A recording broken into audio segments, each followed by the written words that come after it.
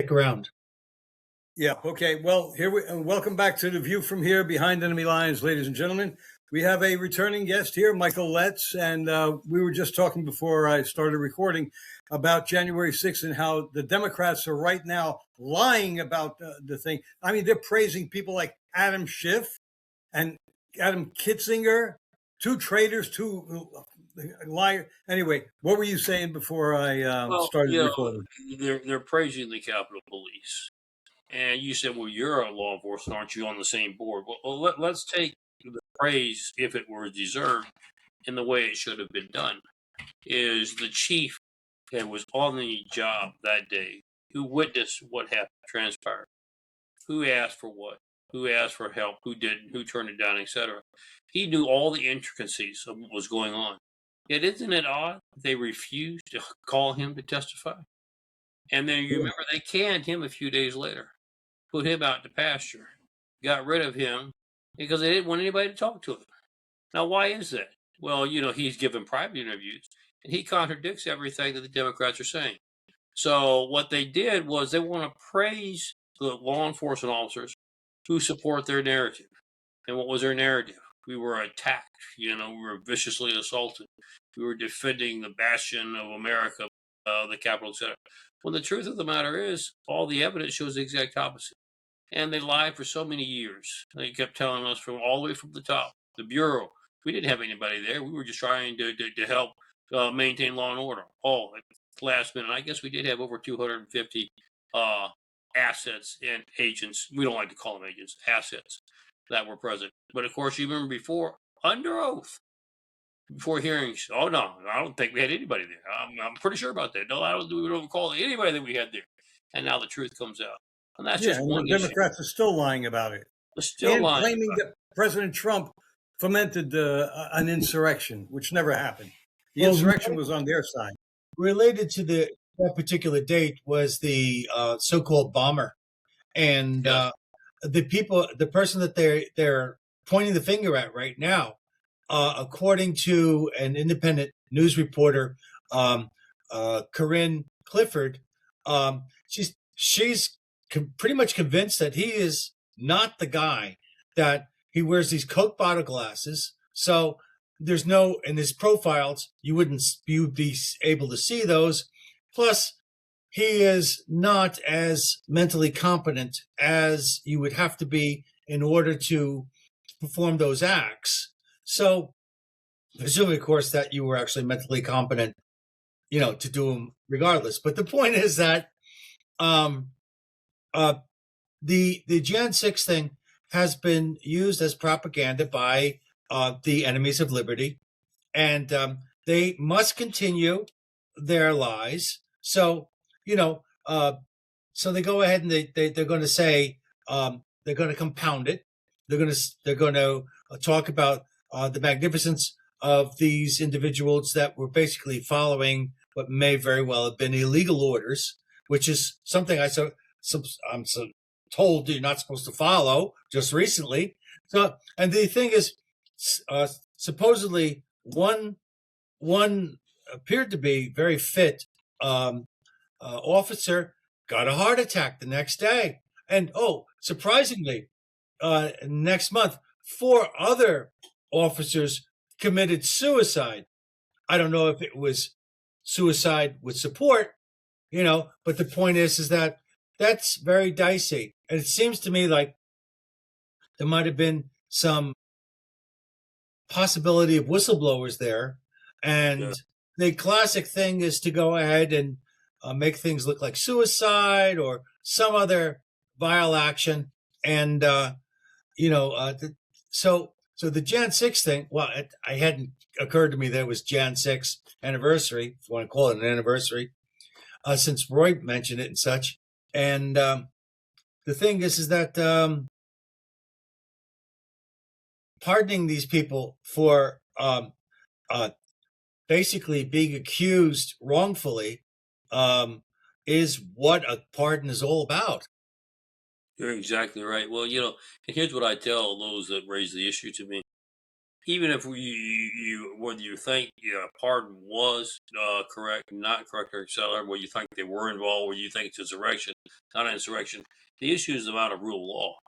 You do not grab somebody on what we call a class misdemeanor or a minor felony, and then refuse to give them a bond hearing and incarcerate them for years. I mean, that is what we do at Gulag. That's what the Soviet Union used to do. Under communism. I mean, that in and of itself, forget anything else you think. That in and of itself immediately demands a pardon. How could you do that to somebody? That is not the foundation of law in this country. You are innocent until proven guilty. And the reason why we have expedited or we have bond hearings is because it is not fair to you to incarcerate you when you don't know whether you're innocent or guilty, and just leave you there until somebody says, "Oh, I forgot this guy's been over here for a few years. We need the cell space. Let's move him along." That's not the way our country was founded, and they deliberately did that, and that's why the pardons are justified. Ever since They Bush, wouldn't let a lot of these people speak to lawyers or their families. They wouldn't let. They They were basically political prisoners. they were political prisoners. They did what the Soviet Union did, or China, and well, there was no habeas corpus, right? That's correct. Okay. They're big on habeas corpus. If you're an illegal immigrant, they're big on habeas corpus, but they're not big on habeas corpus for American citizens. Isn't that crazy? It's another attempt. Another attempt to silence through intimidation the opposition. And you have to understand why they're talking about it today, why it's becoming so relevant, why they're pushing their narrative so hard, because their whole house of cards is collapsing. Let's just take a look at what happened in Venezuela. There's a lot to talk about in Venezuela, but this is something that most people, I don't think anybody, I know the mainstream media is not reporting it yet, but it's coming. And when I tell you this news, you'll understand why it is so important for the Democrats to change the narrative, to discredit, to try to regain some semblance of credibility, because their whole house is fixing to collapse. What happened in Venezuela? Well, we all know, we went in from a law enforcement standpoint. This is important. We didn't go in to change the regime. That would be a declaration of war. We had a known felon, an indicted felon, who was a fugitive. And we have done this before. We did it with Noriega. We did it with others. We have the right to go after you wherever you are in the globe. We don't have the right just to go after you if you're in the United States. We'll go anywhere to pick you up. You've been under indictment from our government, and we're going to go bring you to justice. So that's what we did. We went and got him. You notice when we actually cuffed him, it was FBI and U.S. Marshals that did the cuffing, not soldiers. We just had to bring in the military because, unfortunately, we were not welcomed to go get him in Venezuela. So we made sure that we had our military presence. Of course, that's a whole other wonderful thing to discuss, how well our soldiers and our special ops did. But that having been said, we brought him back. He was arraigned. Of course, he says he's not guilty. But here's what has come out in the last few hours, is that we have their Minister of Interior and other cabinet members within the Maduro administration and whistleblowers who have now provided us with a list of elected officials, U.S. members of Congress, U.S. senators, and U.S. House members who are on the payroll for Venezuela, who are receiving millions of dollars to subvert the American government. Wow. And to keep Venezuela apprised of all actions that were to be taken. That's why they were so mad that they weren't briefed ahead of time as to what our action was going to be, because they wanted to tip more. But let me tell you why I'm extremely disappointed and saddened in my discussion with you, gentlemen, is I reviewed that list. We're not talking about one or two. We're talking about, on the first side, the U.S. Senate, a majority of the United States. That's over 50. A majority of the United States. Where did you get this list? On the payroll. Is it acceptable to us? What's that? Where did you get this list? It has come from their whistleblowers. It's come from the Venezuelan government. We are vetting it now, and that's why you don't hear me giving you all the names, because we want to make sure it's accurate. And that won't be hard to do, because let's just say we're you. We're just going to go in and pull all your financial records and figure out if there is money coming into your account. And understand, they don't just turn around and hand you the cash. they've learned through Funneling. Ukraine and others how to funnel things. They're pretty good about that. But these particular individuals and whistleblowers know the system that was put into place, how to get it back. So if we validate that and show that, this is going to blow this country up, because it's not just Democrats, by the way, gentlemen. It is. I'm shocked the number of Republicans on this list as well. And Sure, McConnell's on there. what's that? Mitch Sure, McConnell. McConnell's on there. But you don't have to say yes or no. I will smile, and I think you can read between the lines. That's in the Senate. Now wait till we talk about the list in the House. I haven't had time to go through the whole list in the House yet. So here's the dilemma that it puts for us on this show. If you act immediately and you arrest 400 and some members of Congress, remember there's only 535 total. There's 435 in the House and 100 in the Senate. How do you operate when suddenly Congress collapses? So we're going to have to figure this out. I can tell you this, and I believe the administration is very much feels the same way. Now that this information is public, or will be public once it is vetted, because we have to make sure it's authentic. And at this stage, I can see no reason that it's not authentic.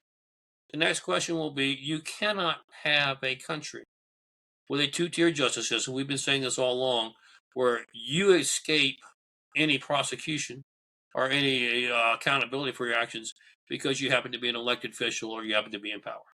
That won't work. So we're going to have to deal with this situation. And that's just one issue. That's just Venezuela. We have now a similar issue in Ukraine. We have the list. We have the whistleblowers. We have now all the mechanisms to how they're using.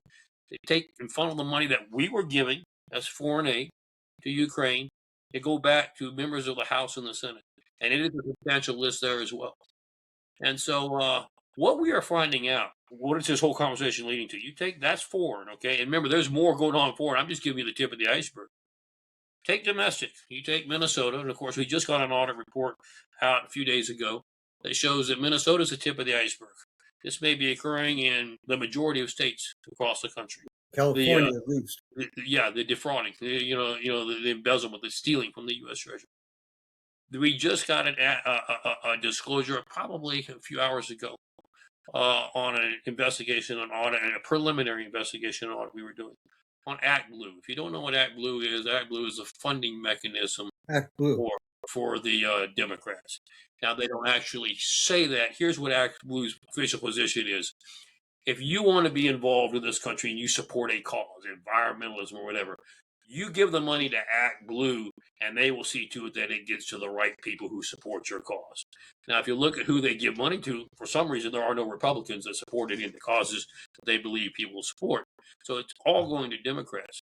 But the thing that is most frustrating is when we begin to analyze Act Blue, is they're not getting money from the taxpayers. They're using it to funnel it from foreign countries. They're taking you as an example. You don't even know it. And they're putting your name down and saying you're giving $100 a month or $100 a week. And then they're distributing it to their candidates and their congressional members on the Democratic side.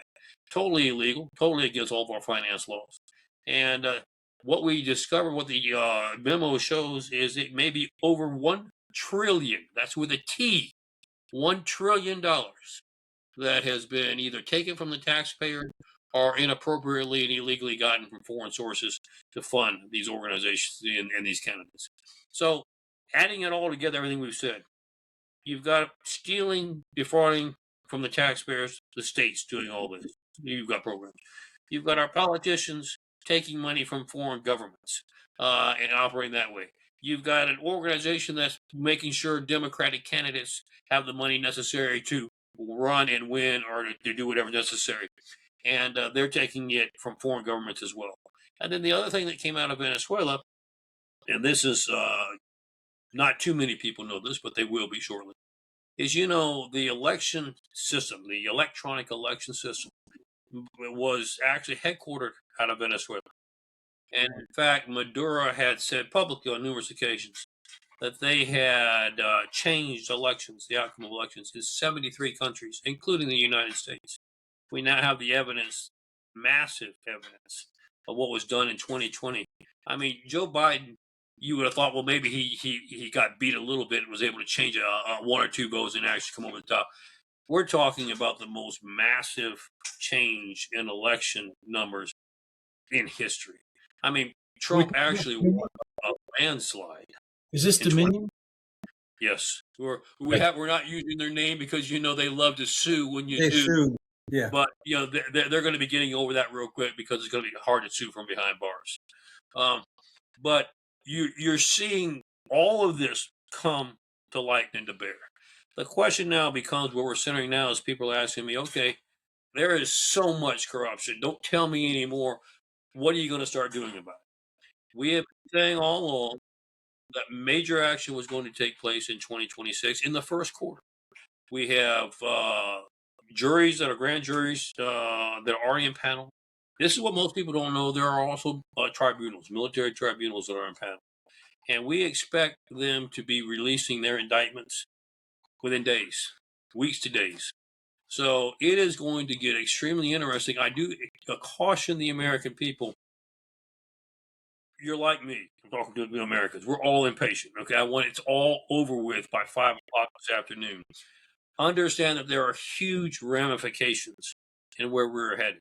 We have no choice but to head in this direction because if we don't clean up the cancer, it will destroy this country and we will die.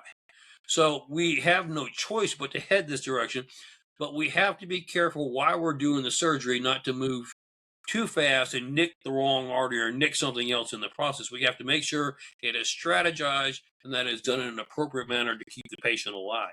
And that's going to be interesting because I think we're traveling into some uncharted waters.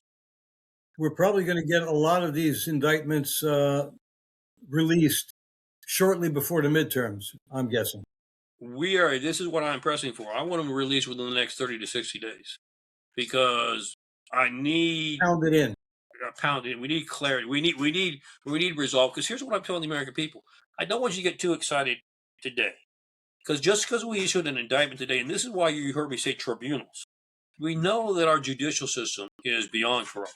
Okay, it is corrupt. You can get an indictment, you can get a conviction, and then you could get an appeals court to throw it out. So we're going to present the evidence, but I'm not guaranteeing you what the result's going to be because we have a corrupt judicial system. I do know that our best shot at making sure we have justice is through a military tribunal. I do know that military tribunals have limited role in what they can and can't do. It has to affect national security. But I can tell you that everything we've talked about, whether you're a member of Congress, because you control the national security of our country, if you're sitting there voting on precedents, if you're a member of the judiciary, you control our national security. I believe that everything we've talked about falls under national security. I'm not saying that it all needs to fall under military tribunal, because here's my prediction. Once we start with some military tribunals and people realize, I'm really going to have to answer for what I'm doing, the whole system will just kind of, open up and people will point fingers left and right and it will all fall apart. And we'll have the ability to prosecute the way it should be done. But right now, my fear is that our judicial system has too much corruption, that they are going to definitely attempt to do what they can to minimize people that know about it, to minimize the number of people who are held accountable, and to minimize the consequences. You remember their goal, if we can just keep this quiet or keep pushing this can down the road, we can eventually change the who's in charge and put us back in charge. And then, of course, we make it go away altogether. We bury it in the agenda. So we have to be careful knowing who we're fighting and make sure we fight it the right way. Yeah, plus you're right, because if we do it now and start pounding away at the public, they won't have that much time to say, they're just doing this because of the midterms, and people will believe them. But if we have time to start showing evidence, then people will start saying, wait a minute, this if these that have been revealed are all guilty of this, and these guys are these guys denied it the same as these guys who haven't been able to defend themselves yet are as guilty also. I'm not going to vote for these people again. On either party, there should be primaries all over this country. I agree with you wholeheartedly. In fact, it's funny. I mean, Chip Roy in the House just came out yesterday and said, because he knows what's going on, but he can't say it yet. He just made the comment and said, you know what? Because I believe we need to clean House. What I mean by that is all 535 members of Congress need to go, and we need Oh, to yeah. start. Well, here's an interesting thing. I won't mention the company, but I did work for a fairly large company, and there was a lot of corruption inside the company. And the thing is, if you didn't take your slice of the pie, then everybody was suspect of you. So you had to, by default, do the same dirty stuff everybody else did, or else you'd find yourself in a hot one. Yeah, you find yourself out on the street And kick maybe the have an dirt. accident on the job. Right. So the point is this: we have to ask ourselves, how many of these individuals are taking these bribes, or whatever you want to call them, because everybody else is. And the question is, can we, like with the illegals in this country, give them an opportunity to say, you can walk away. Just give us the money that you were given and put it in some sort of whatever. In other words, we could, if everybody around you is a thief, you better act like one. So the point is that maybe this is an opportunity for, and I'd like to think that the majority of the people that are in Congress and the Senate are willing to do the right thing. That's what I want to believe. Okay, whether it's true or not. I mean, Roy will slap me in the head for saying that, but the fact of the matter is that I'd like to believe that these people end up in these dark places because that's where they're led, especially when they're juniors. So I think a period where people can come clean, pay the piper, put the money in the public coffers, and make a declaratory statement, an apology, and maybe we could be forgiving. We could use some Christian ethics here. And that may be how we can save the mechanics, the machinery of government without basically kicking the whole car to the side of the road. Well, Yeah, I agree and with one thing also- you're saying there, Funnel, is this. We have the best system in place. We've proven that over 250 years. I don't think there's anything wrong with the system. I think we have allowed corruption to take over the system. And perhaps there are some safeguards, talking about future down the road, that we need to have in place to make sure it doesn't happen again. But I can't think of a better system to govern a country than our Constitution. And I think that has withheld the essence of time, and we need to keep that withholding the essence of time. But at the same time, since it's been abused, since the system has been hijacked and been abused, we need to take it back. We need to clean it up, and we need to make sure we have safeguards in place that it never happens again.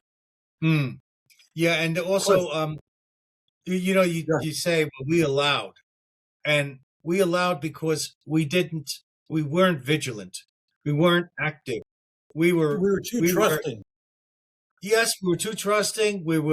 And to some extent, we were ignorant. We wanted to believe, maybe this is my weakness, we wanted to believe that there was a lot of good going on. Just think, the best example I can come up with is there were plenty of Jews before World War II took place that wanted to believe that their government would never do the things it did. And because of that, they became easier victims. So, but the thing is, I absolutely believe, based upon this last election and the people I talked to, that the conservative and moderate fronts have spoken, and that we actually have strength again.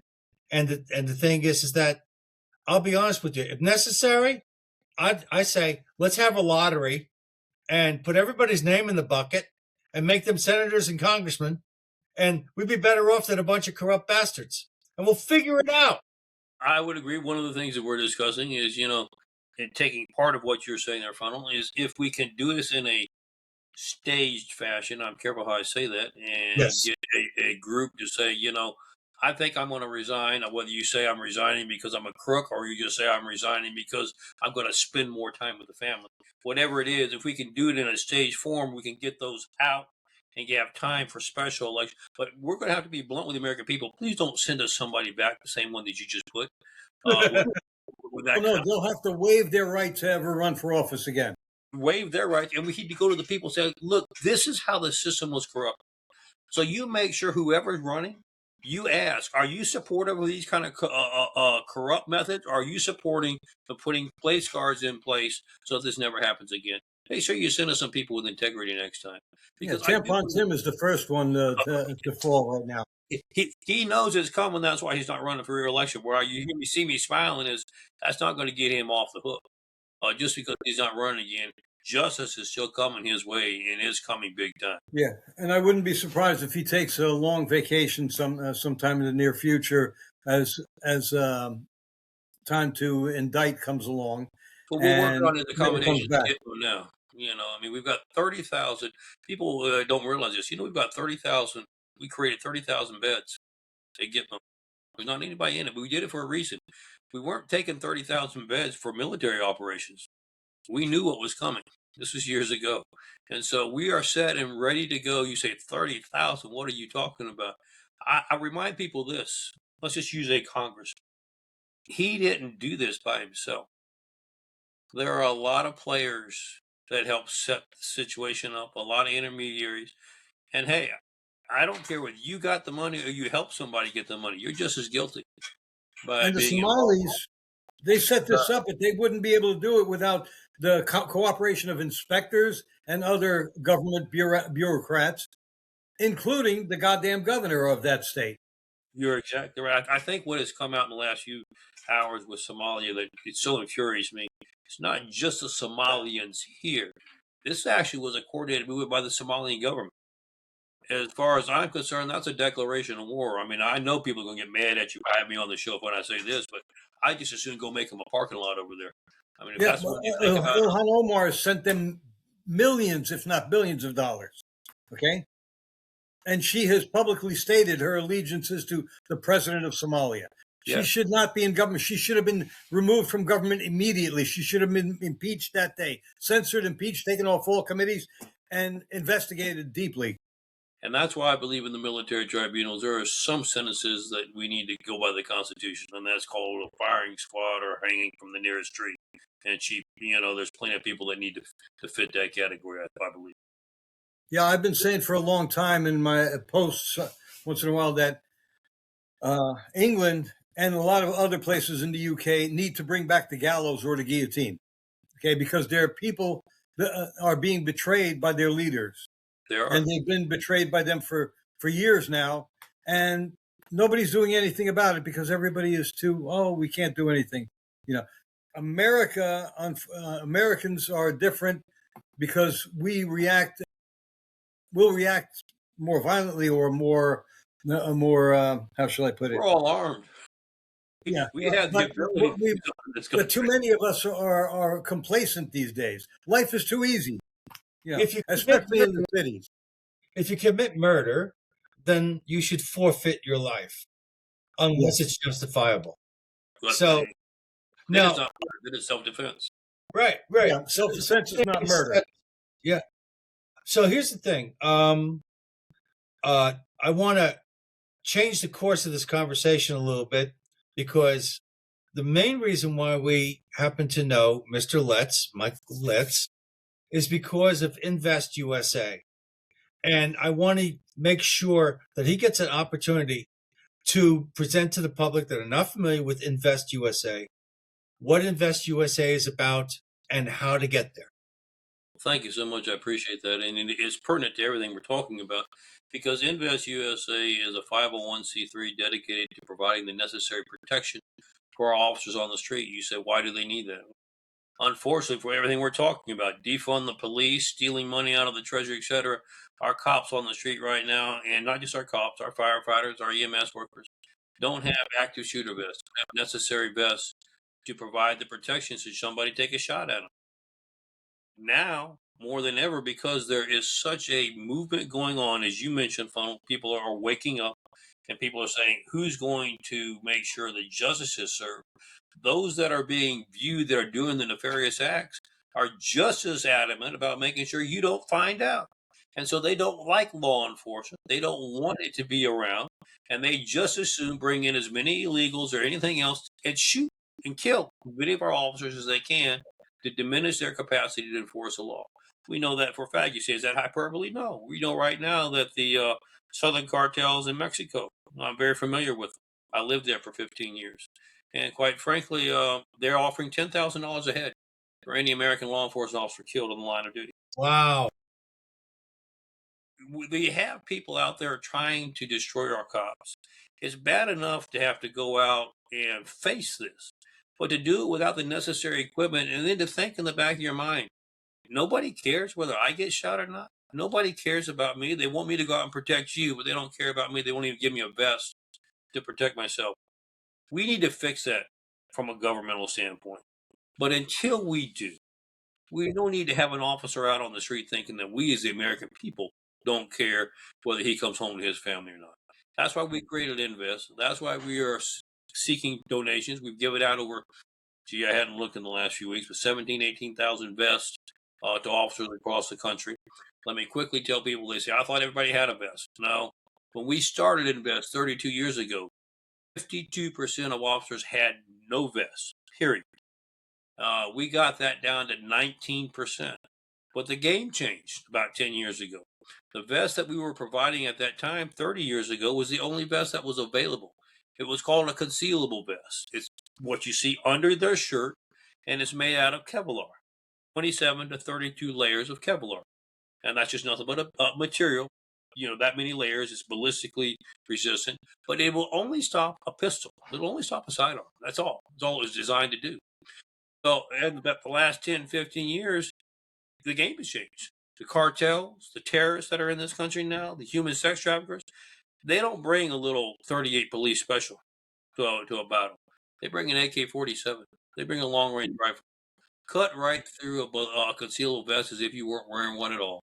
So we had to create new technology called active shooter vests that have titanium plates that'll stop anything that's on the market. Unfortunately, here's the facts that we're facing as of today. 90% of cops across the country do not have this technology. They don't have it. Only 10% do.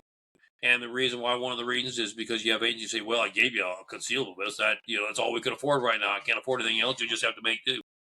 It is what it is, but it still doesn't make them feel any better when they run into situations knowing, especially, look at how many calls we get on a daily basis across the country now. Active shooter, active shooter, active shooter. They're running into that situation knowing good and well if they encounter him, he's got a great advantage over them. And they do it anyway. And so the least we can do is to make sure that they have the necessary vest. So if you can, go to our website. That's INVESTUSA, investusa.org. It's a charity.org. Make a contribution. I don't care if you only contribute $1. I want to be able to tell our cops and first responders across this country that there are hundreds of millions of Americans who stand shoulder to shoulder with you, who've got your back. That'll change their morale. We've got the worst morale we've ever had in history in law enforcement. We have the highest suicide rate we've ever had in history. We have the highest number of officers killed in the line of duty in history. Help me help them help you, protect you. So if you can, make a contribution for their sake and for yours. You'll benefit. You'll be greatly rewarded for your kids and your grandkids down the road when they have a free country still left to live in. I have one more thing to add, and that is, unfortunately, I don't have all the information in front of me, but we interviewed an independent reporter. I've already mentioned her, Corinne Clifford, and she actually wears a bulletproof day pack. She throws it over her back. Yeah, I've seen those. I don't know what company that's from, but the fact of the matter is that is something that's out there for those people that feel that they, like, she's a reporter, they're getting hurt, so, just throwing that out there too. You can get that information from our website. But that's probably expensive too, because remember, she's got money. So she can afford to get these things. Okay, yeah. It's not like she's going out to whatever supply store and picking it up, for $100 or $200. No, she also has her laptop is fortified against bullets too. Mike, so, and I'm sure she carries it like this when she walks out. Mike, are those vests still $700?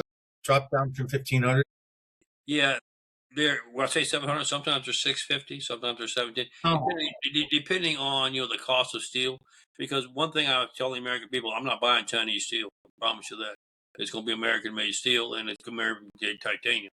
But that market kind of fluctuates a little bit, but it still generally stays in the $700 range. Okay.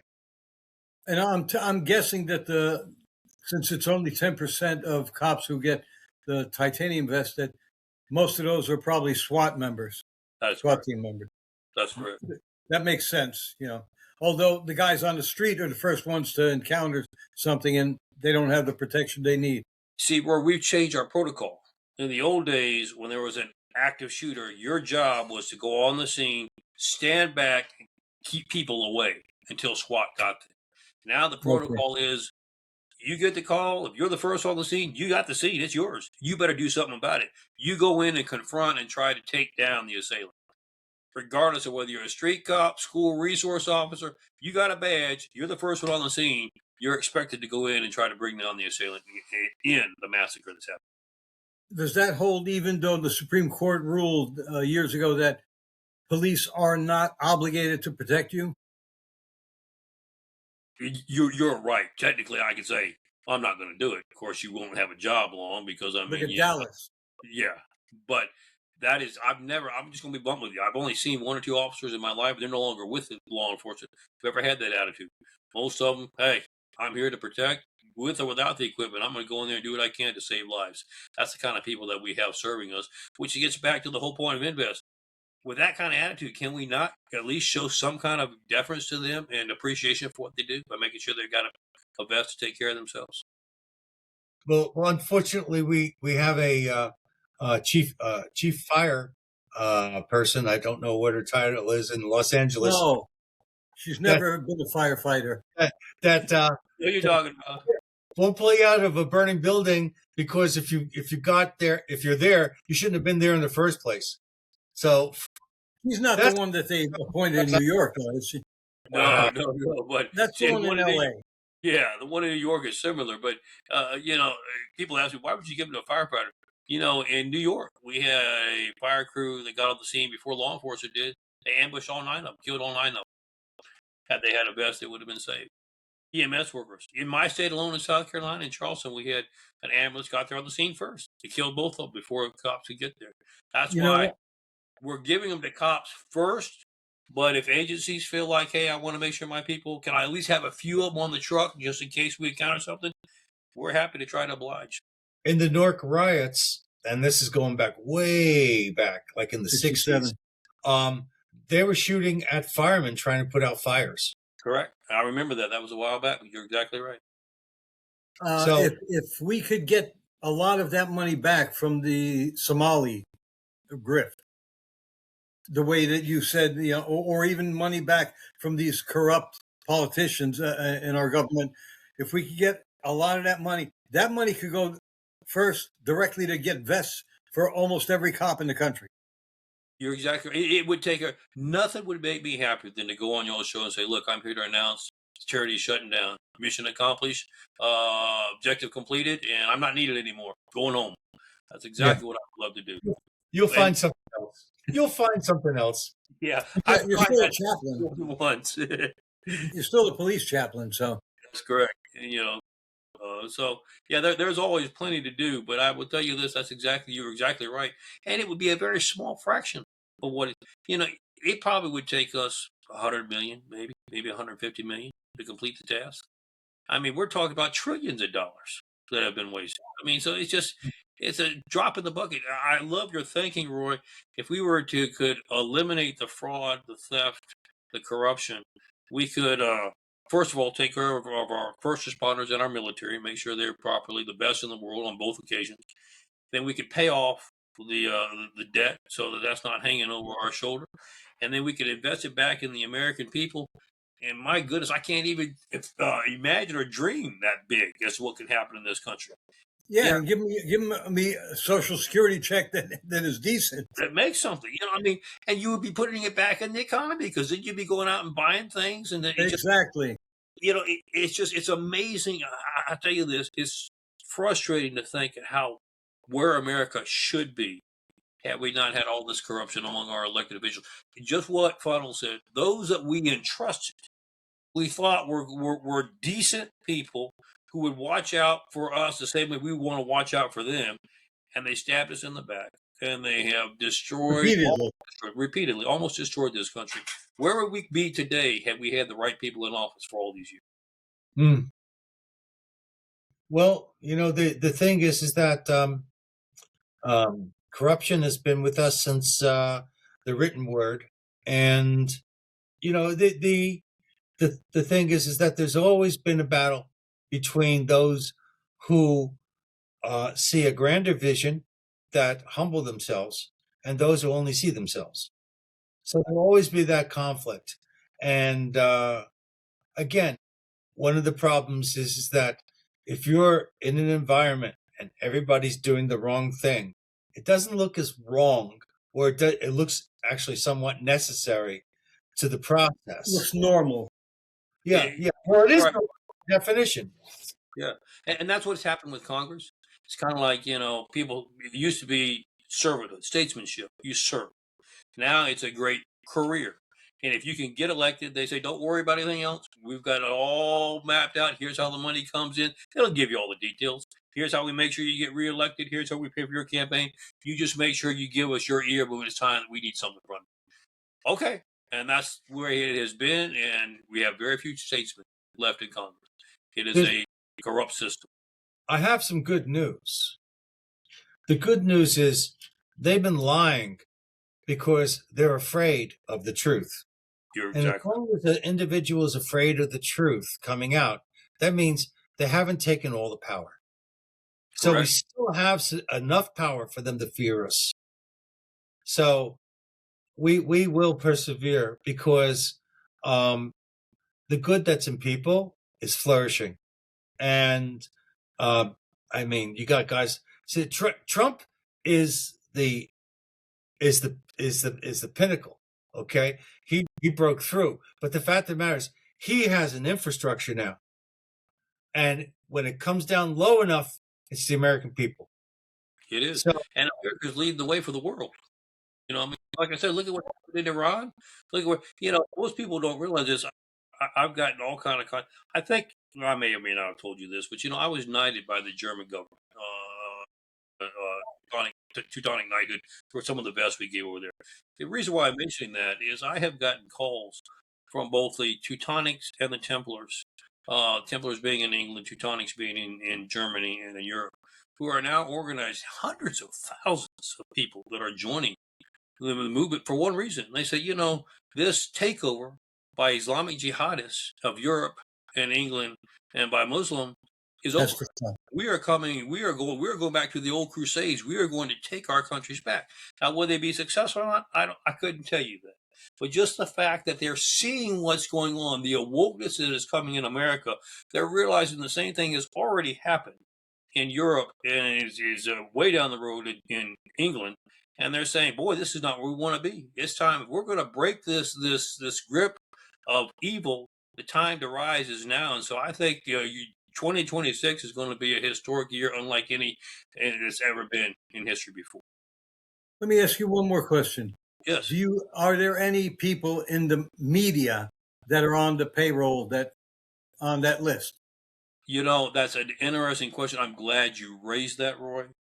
The list they gave us was on elected officials, but it would not surprise me if there is a huge list of media personnel as well. So we need to inquire about that. We need to find that out. Yeah, because and it may be coming from Qatar or something, because they are not telling us what's been happening in Europe. Where, for example, a few weeks ago, Michael told me 200,000 Scots got up and demonstrated. The Irish. I was surprised that they did nothing, with the famous Irish temper, but apparently they are protesting, and the English are finally doing it. Yes. And people. And even in Germany and other places, they're starting to do it. So I think that the media here is being paid to suppress that news so that we don't know that, oh, these countries are kicking out the Muslims because they don't want us to turn around and say, we've got to kick them out of here too, because they will never assimilate. They will never abide by our Constitution. They only go by their Quran. Let them do it in one of the 50 some odd Muslim countries, not here. Exactly. They should be kicked out of the West forever. And they're trying to take over both Minnesota, Michigan, and New York. And they have. They have. They really do. They have. Look away and look at the people in Venezuela dancing in the streets. Yes. I understand. Somebody said that was filmed in Miami, not in Venezuela, but it doesn't matter. These are people who fled Venezuela because of Maduro and Chavez. I could tell you in Venezuela, there are millions that have poured out onto the streets. I've seen it. There are millions that have poured out onto the streets, in gratitude. In fact, they're all chanting Trump, Trump, Trump in gratitude for being free. I've heard something this morning, before I watched the last half of President Trump's speech. Oh, and by the way, those people who've been saying lately, oh, he's slurring his words, he's slowing down, he's not talking as fast. He was like he was 8 years ago today. He was that animated speaking to the Republicans. And I think what may have been on his mind in recent months was this operation in Venezuela. It was probably weighing very heavily on him because they said it took months to plan. They had to keep it secret from the Congress. Otherwise, Maduro would still be on the loose. And I can't expose an operation like that by making it public. You have to do it in, behind closed doors. You do, yes. You have to be careful when we're doing it behind closed doors. But who do we trust even behind closed doors? Because we know we have enemies among us. So it was a very tight-lit operation. Yeah, but they were also saying that the CIA may have done something good for a change because it looks like they may have made a deal or compromised or made a deal with the Venezuelan army, because the Venezuelan army, I remember hearing this 2 days ago too, they withdrew rather than fight the Americans. That is correct. So they were like, okay, we're gonna let you go. We're not gonna put up resistance. The main resistance, it seems, came from the bodyguards of Maduro. Those were the ones that who were mostly Cubans, and some of them died. Most of them ran away because they knew, hey, if I stay here, I'm going to die. No American losses. That is correct. Thank God. I think one of the key other aspects globally out of this situation is of course, they had three major allies. They had Iran, they had Russia, and they had China. Yes. And now China and Russia gave Venezuela their most advanced air defense systems that they are currently using in their countries, okay? This is not, stuff that they found in a scrap pile somewhere. This is the most advanced technology. We put 152 planes in the air on this operation. We took out every one of those air defense systems, and they didn't even know that we had taken them out. We had, as you just said, Funnel, absolutely, not only do we not have any loss of life, we didn't have any loss of equipment. So if I were China at the moment, trying to flex my muscle about U.S., you better listen to me because I'm thinking about coming to Taiwan, I'd be thinking twice just how arrogant you want to be, because your military just proved how inept they really are. Russia, I would tell you the same thing. Don't flex your muscle too much with me with Ukraine, because you just demonstrated to me how powerful your quote-unquote military is. I'd be very careful in the next few years what positions I take against America, because we just demonstrated we whipped your ass, and we'll do it again if we have to.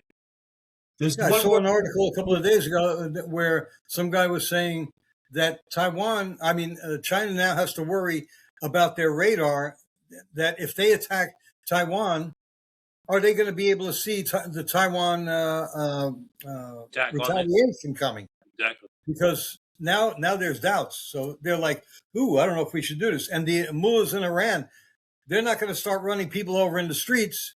That's because right. Trump already said, you do that, I'm gonna attack you militarily. And they're like, oh, he's crazy enough to do it. They're pouring out into the streets as well. So, Iran is not a good ally for Venezuela, wasn't a good ally for Venezuela either. So this whole thing is just taking on a huge global implication. Cuba The only way Cuba survives was by the oil from Venezuela. Venezuela would give it at rock bottom price. Cuba would mark it up substantially, send it to the one buyer who will buy anything, which was China. They're desperate for oil, and that's how they kept their economy going. We just shut that pipe valve off. We didn't just tone it down. We shut it off. So Cuba is now going to be in crisis here in the next 30 days. How are they going to pay for anything? Where is their economy going to move? If their economy collapses, Cuba will be next. When Trump did another smart thing, he said we're going to sell oil from Venezuela to China. Continue, but they're not going to give them rock bottom prices. That's correct. They're going to give them fair market prices. But that takes away the reason that for China to come and invade Venezuela, because that's what the Japanese did during World War II. We wouldn't sell them oil, and they came after us, tried to cripple us at Pearl Harbor. One other thing it helps is the political argument. There's a lot of people that said, "Oh, well, Trump attacked Venezuela for its oil," but if he's letting them just do business, then clearly that's not the issue. As a matter of fact, Venezuela is probably going to see greater profits from that oil because there wasn't dirty deals underneath the table. Yeah, you know, Venezuela is going to benefit tremendously. Their economy is going to boom because they're now going to get revenue.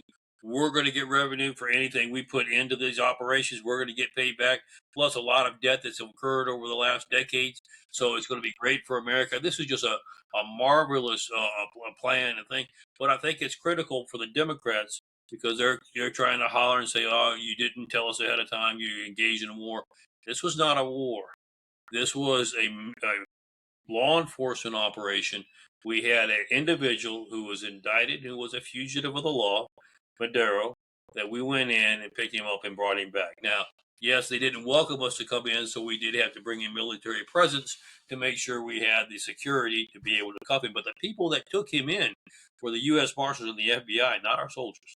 Well, the thing is that the Trump administration is using the phrase that we are at war with these drug cartels. So we have the ability to be at war without Congress for cartels. We've been at war with the cartels for decades. Not the country, right? So yeah, and so one word that I would use to describe the Venezuela event, and that is pristine. That was textbook perfect. As a matter of fact, even a textbook is going to have some loss.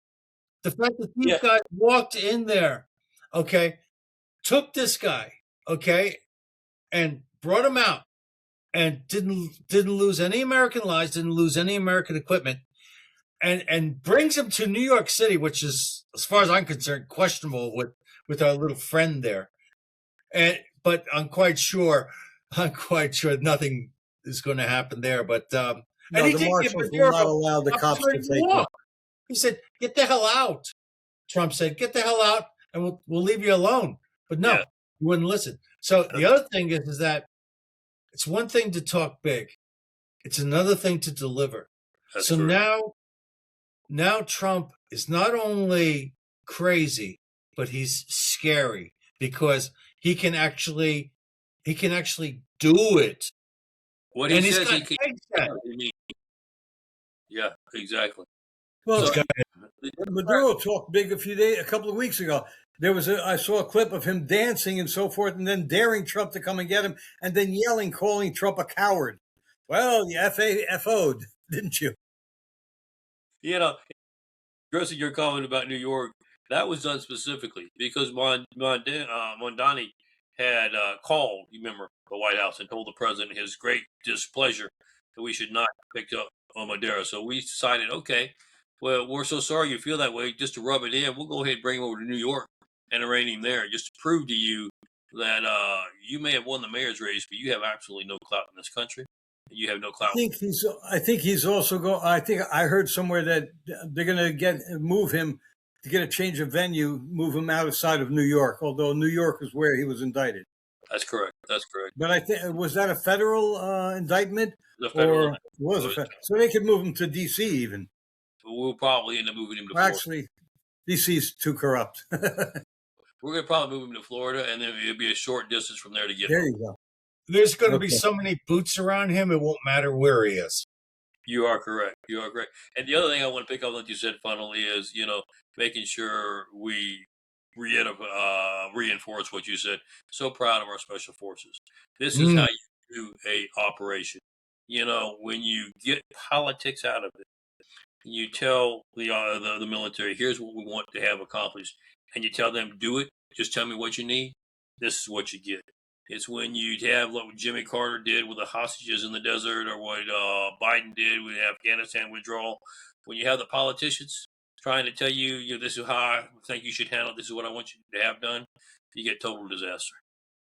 Right. Well, the thing is, weren't the Dems responsible for taking out the Panama leader, snatching him up? Actually, Noriega came out. We started that process with Reagan, and with okay. Anything the Dems have touched, they've screwed. Well, the thing is, that gives us precedence, though, because it has been done before. Yes. Oh, yeah. I mean, they can't argue that we have every right from a law enforcement standpoint to pick up a fugitive anywhere in the world. And that's what we did. The president gets a little excited. He's right. A consequence of doing that means there will be a regime change because the president is no longer there. But that was not our purpose in going in. Our purpose was to pick up a fugitive. Well, wait a minute. If he was really up for regime change, he would have installed the lady Machado, who won the election last time out. But he has allowed the vice president, Maduro's vice president, to take over. And according to Marco Rubio, she's agreed to listen to whatever the heck we say she should do. So we'll see. What the plan is we're going to allow for a special election to take over and let them decide, whether it's her or whether it's anybody else. Whoever is running in that special election for the presidency, the people will decide who their next president will be. I only hope one thing happens, that once the election is over and they have we get out, get the hell out. Don't make the mistake George Bush did by staying there for years and years, and you blew it. You blew it. You came in, you got Saddam Hussein. As soon as he was hung and then new leaders were elected, we should have gotten out. We should not have spilled any more American blood there. That is exactly what our plan is. We will be getting out. We will not even put a security contingency behind for the oil companies, the American oil companies, because, quite frankly, nowadays you can hire your own security. So, the oil companies, the American interest in the oil companies that will be over there, that'll be their issue as to how to protect themselves. Well, a few years from now, many of these guys who were in on the invasion might be working as private security for those people, for the oil companies. And they're not going to allow what Chavez did, which is he came in, took over it. They're not going to allow that anymore. You do that again, the U.S. is going to be back. That's correct. Is the Monroe Doctrine still active? Yes. One of the things that we were talking about, yes, Roy is right. It is definitely active. What we have been discussing is it's interesting when you look in the history in the last 4 or 5 decades, we have drastically strayed from the Monroe Doctrine. And this administration is trying to bring us back in line with what we have said all along. Which brings us to Greenland. Yes. Because now Denmark is making a big fuss of it.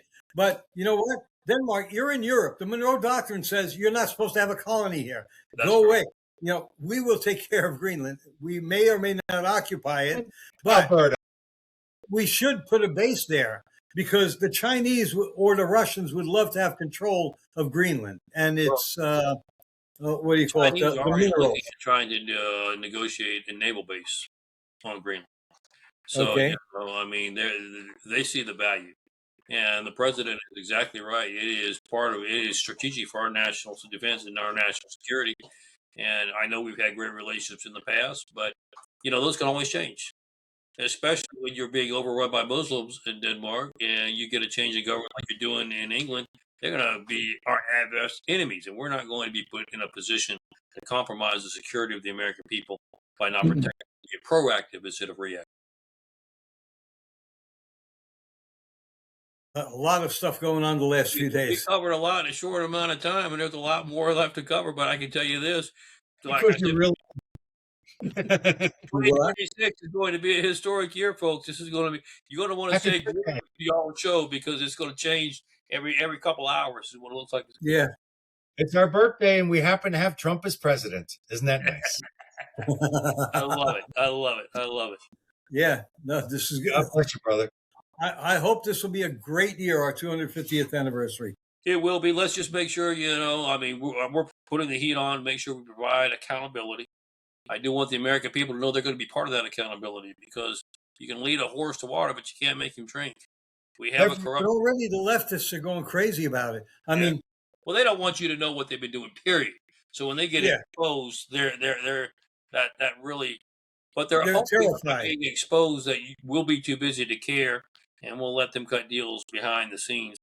Not going to happen. They're terrified. But, the thing is, there are also useful idiots here. There are three guys who I graduated with. The one is a black guy who I was friends with. I didn't know he was a closet racist until recently. He's also a socialist. He's a Marxist. Okay. And there's another guy. He and I never liked each other. He was a jerk back in school. And he's coming every time. The one guy says something, he goes and supports him and so forth. And every once in a while, I don't dwell on what they say. They're on Facebook, right? And once in a while, I'll read something, and then I'll answer something. I'll say, like, you're a traitor or this and that. The last post I put down was you have the right to, you're lucky free speech gives you the right to show the world what a pathetic traitor you are, right? Lunatic and traitor. And then the other guy came out and said something. I haven't even read it. What he said. And then a third guy who, when I got to our high school, when I transferred in, he never liked me from the beginning, always hassled me, and I never liked him. Now he's jumped in, okay? And I started to write an answer to Bill's latest post, and I said, you know what? These guys aren't worth it. These guys aren't worth it. I'm going to start a fight with all three of them. They're going to keep attacking me. I'm not gonna be responding to them all the time. And that's going to be my next post, is something about how I don't really pay attention to most of their posts. And, from now on, I'm not going to answer, because I'll let their blathering, out them. I think following that vein, the media wants us to believe that the country is divided.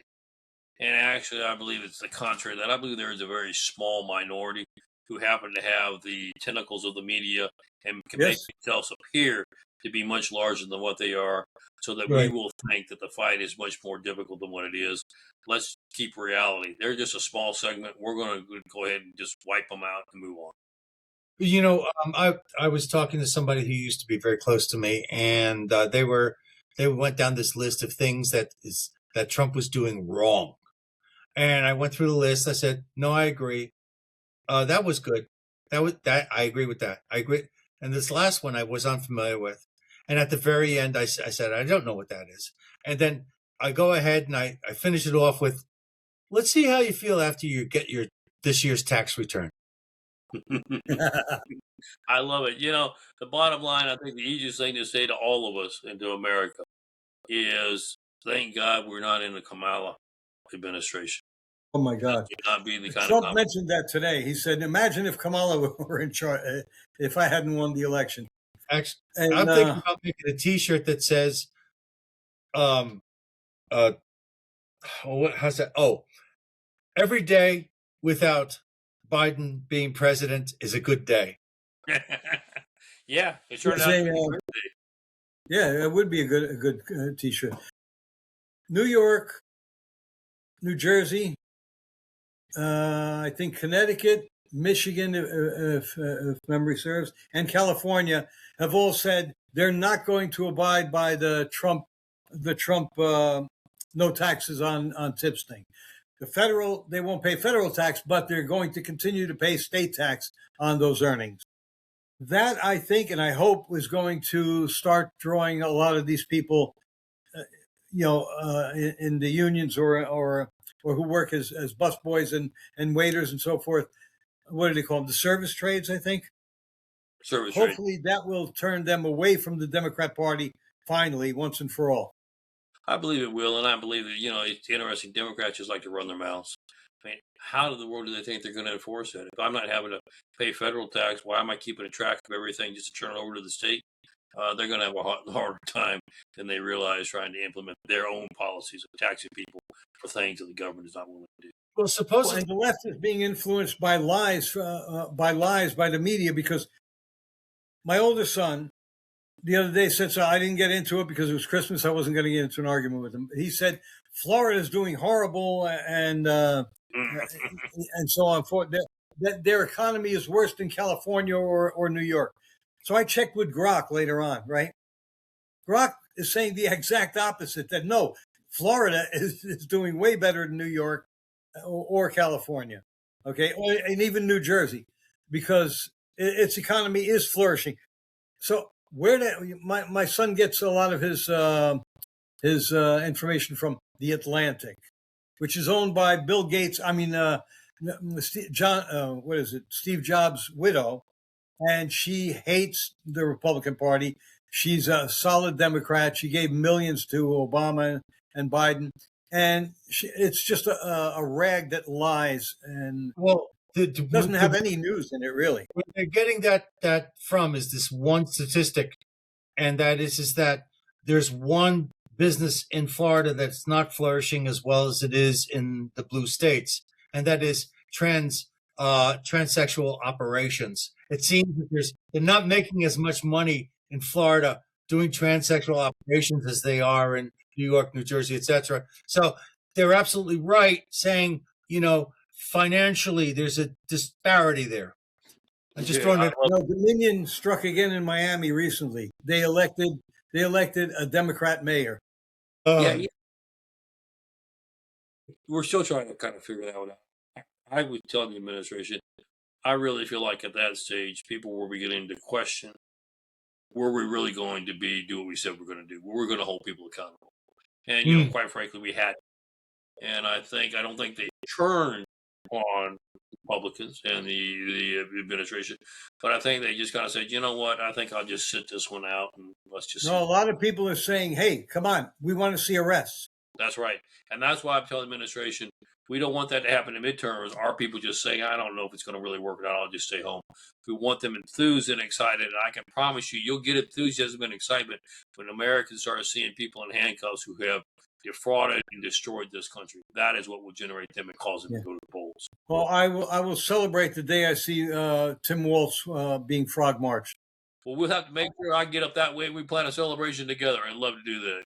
I think the way to for both sides to win, the left and the right, is to arrest and convict those criminals that have misused their positions and put them on treadmills so they can generate power for the city. And that's very green, and I love that idea. We'll let. Well, do you have anything else you want to? We'll let Obama have the lead bike, the lead treadmill, and everybody else can follow behind him. I don't know if we'll be able to. I don't know if we'll be able to walk 20 steps without collapsing. I mean, remember that video of him lifting weights? Yeah. What did he have? 10-pound dumbbells, or were they 5s? I think they were 5s. I've gotten his significant other to help him. Yeah. Oh, I agree. Well, he's much stronger than Mike's much stronger than I think Barack. So I mean, I don't know why. Well, Michael was always a more athletic type. Yeah, he's a more athletic. Bigger bones. Yeah. Bigger bones.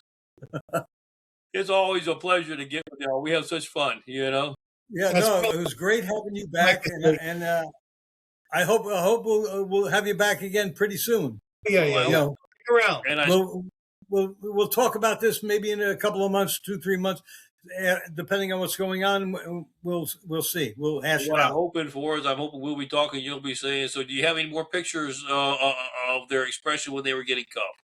That's what I'm hoping we'll be able to talk about as we move forward down. Yeah. Oh, that would be great. That would be great. All right, then. God bless y'all. Thank you so much for what you're doing. Thank you for what you're doing for this country, because you're key, as we just talked about. Mainstream media does not want to have these discussions. So the people don't know what's going on unless they listen to you. So thank you for what you're doing. God bless you.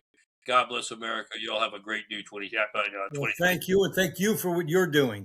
Yes, absolutely. Thanks for coming back. And I hope your dream comes true, that you are able to retire, because we get all this money back and it goes to get the vest for the company.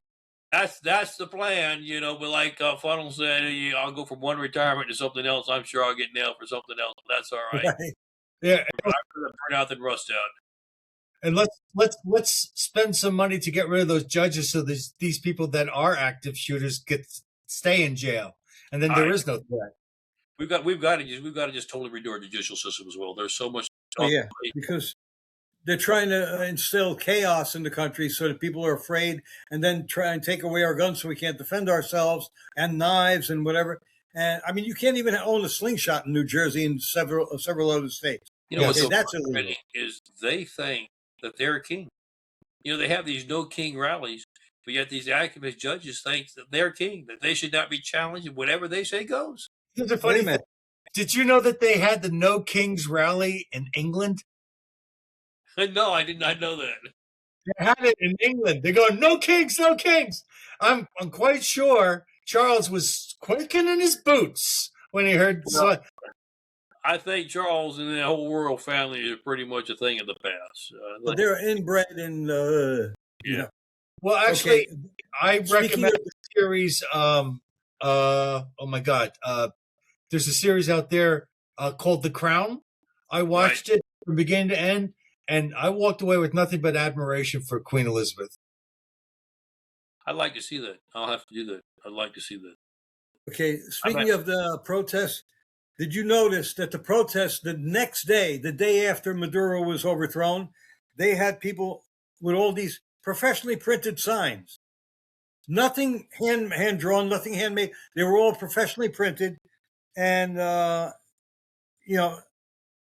okay, I also had written a note. I'd forgotten I had these notes to talk to you about. The quality of their spontaneity. Yeah, right. Well, when was the last time Democrat voters actually elected a candidate? Starting with Obama beating Hillary. No, the Democrat candidates have been selected. That's correct. And it goes to show you why they're so in such a panic mode. What you're talking about, the professional signs, etc. They cannot afford for this to really get out and become prominent among the citizens. So they're going to do everything they can to discredit, try to change the narrative, distract, and try to downplay. But I don't believe America is going to put up with it this time. I believe America realizes what's at stake. I'll tell you, if the Democrats take over the House, they're going to impeach Trump again. I'm sorry, Mike. Go ahead. The problem that I predict is going to happen in the near future. Okay, this is really far-fetched. A lot of these protesters have become professional protesters. Yeah. Okay, they're being subsidized. Okay, so the thing is that what happens when the ultra-rich, powerful decide it's no longer reasonable to invest in these protesters? They're going to be jobless. Hold on, question. So what are they going to do? They're going to do what they're familiar with doing. They're going to run amok. They're going to be, the criminal population will pop. Go to crime. They're going to end up going to jail. It's interesting what you just mentioned there. I used to believe this, that it was all Soros, Rothschilds, the DuPont's money paying for all this. What we have since discovered is, yes, they put the seed money in, but they're stealing our money now. Our money is the one that's paying for our own destruction. So now that we're bringing this out and you're going to start holding people accountable and the money's going to get turned off, just what you said is fixing to occur a lot faster than they realize. There won't be any money because they're not putting any more of their money in. They're just using ours. And when we shut ours down, that'll be it. Well, even Soros, he's putting money into things, but now he's getting it back from this graft. So he's probably getting back more than he initially put out. The business decision for him, and he's made to kill him off of it. Well, wait until the administration determines that the Soros organization is a terrorist organization, and then that permission to be able to go there and snatch his wrinkly butt and put him in New York City.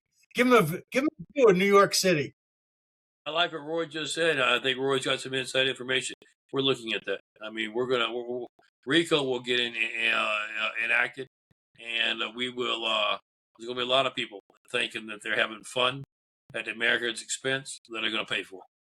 Yep. Could you imagine if all those people in Congress who have been taking bribes are indicted under a RICO?